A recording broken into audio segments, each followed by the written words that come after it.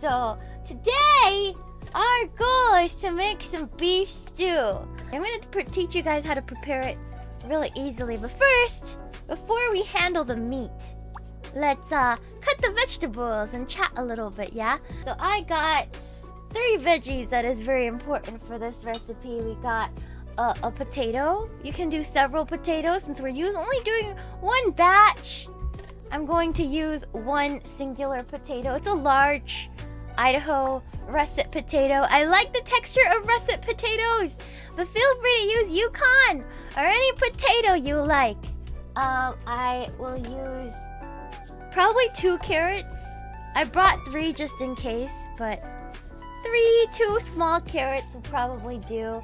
And this is optional. I just like the taste, but I like to include some celery in there too for some greens. I like to get my fiber in, so I usually include some celery for that extra flavor.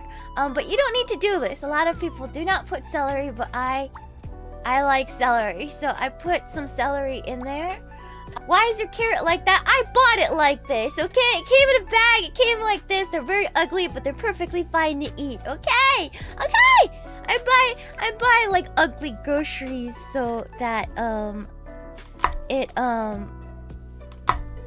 buy ugly groceries, okay? Cause they're cheaper. They don't need to be pretty. They don't need to be pretty to be nice. So what I do is I cut them in like bigger chunks like this. About I don't know if you guys have any like comparison, but they're about like an inch and a half. Like so. And then I like them that size, but you're welcome to cut them however big or small as you want. I just recommend it to be bigger because it's pressure cooker. So yeah. And then I'm going to mince some garlic. It's very important. Garlic is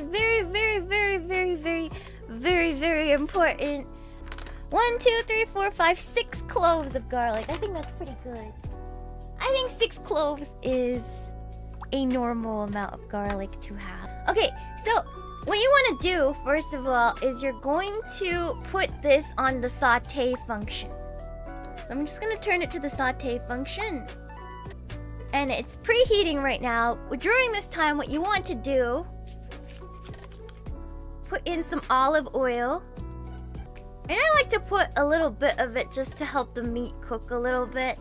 But once that starts heating up, guys, once the oil starts heating up, you want to put the garlic in. You want to put the garlic in first. So now, what we're gonna do is I'm gonna take my little spatula and put in some of the garlic.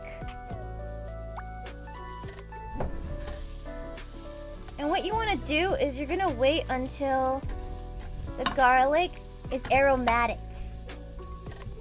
Once it's aromatic and you can smell it, so give it like a couple minutes. I'm gonna turn down the temperature to medium.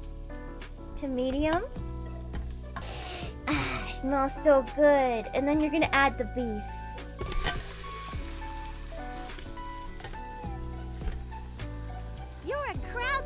Legend. Just like so.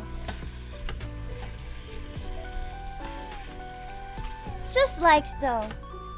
And then I'm going to season. So now what you're gonna do when you add the meat, you're gonna stir it around a little bit, right? And what I do is now's the good time to add the salt. And I just eyeball it. 1 teaspoon is enough, so I'm gonna eyeball 1 teaspoon of salt. And then I'm gonna put some pepper in it as well.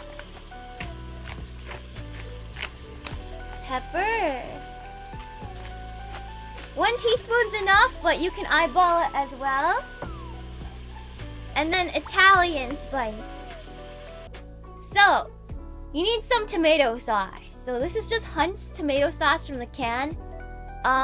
You need around 10 ounces. This is 15 per can. So we're just gonna use 2/3 of this. We're just gonna use 2/3 of this sauce.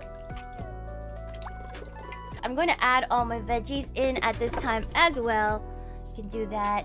Give it a good little mix too, just for the hell of it. Cause why not, you know? There we go. Beautiful. Just mix that in there. And then what I would do now is to put 2 tablespoons of Worcestershire sauce. After that, you're going to add 2.5 cups of beef broth. So I'm gonna use my Swanson today. I just used the less sodium one because the Worcestershire is pretty salty, and okay, 2.5 cups. You know what? We have time. I'm gonna put some onion in it. You guys want to put some onion in it? I found an onion earlier on my counter. If you're gonna add onions, you should have. Ideally, I should have done this at the saute stage, but I didn't see my onions, so whatever. Whatever. Ideally, we would have sauteed them, but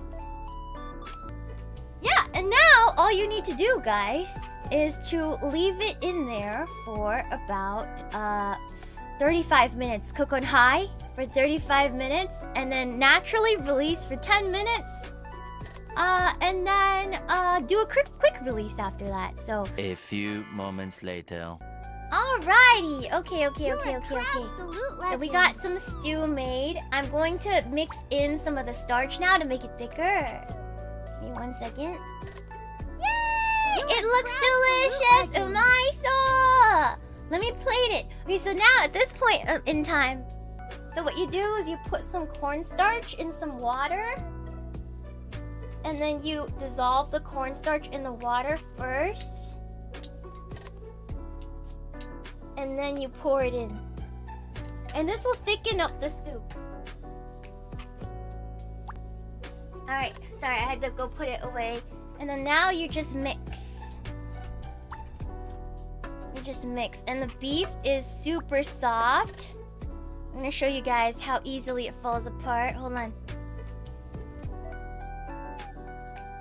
Let me move this. So if I hold this and if I press the beef up against this wall, it just falls apart. Yeah, the beef just falls apart and it's really good. Let me plate it and then taste it, alright? And I'm just gonna mix it a little bit with the cornstarch so it thickens up a little bit. Oh, hold on, it's steamy, huh? Hold on. But, here you go. That is what it looks like. The beef. I'll give you guys an up-close view of the beef. It's very, like, soft. See, I can just break it apart with my spoon like this. And it just flakes apart like that. And I would eat it with a baguette. Yeah, it's really good, and all the veggies are really soft. And I'll do a taste test. Money. Wow, it doesn't need anything. It's a perfect amount of salt. I didn't need to add anything more. It's really good. Wow. Let me try the beef. Hold on. It always comes out good every time. It's one of my sister's favorites. Yeah, so highly recommend it. If you do try this recipe, guys, I do want to see it. I want to see you guys cooking my recipe. So yeah, I want to see it. I want to see if you guys cook this recipe. Tag me. Yeah, try to make this. I want to see it.